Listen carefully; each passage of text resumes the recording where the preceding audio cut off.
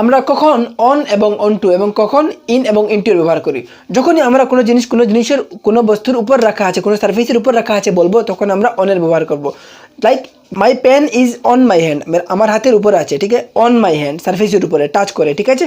তো on two যখনই কোনো জিনিস অন্য কোনো বস্তুর উপর থেকে মুভ করে অন্য কোনো জিনিসের উপর রাখা হয় আমরা বুঝাই, তখন আমরা অন টু এর ব্যবহার করি। Like I am putting my pen on to my hand, move করে এখান থেকে ওখানে নিয়ে এই সারফেসের উপর রেখেছি, তাই আমি অন টু এর ব্যবহার করলাম। ইন মানে কোনো বস্তু অন্য কোনো বস্তুর ভিতরে আছে, ঠিক আছে, অলরেডি আছে, তাহলে আমরা ইনের ব্যবহার করবো। লাইক এই পেনটি বলি, কলমটি যদি আমি বলি একটি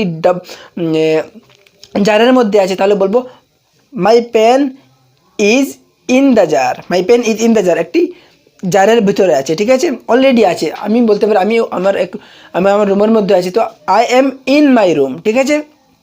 তো ইনটুর ব্যবহার যখনই আমরা কোনো জিনিস কোনো জিনিসের উপর মুভ করে যায়, তখন আমরা বলতে পারি যে ইনটু।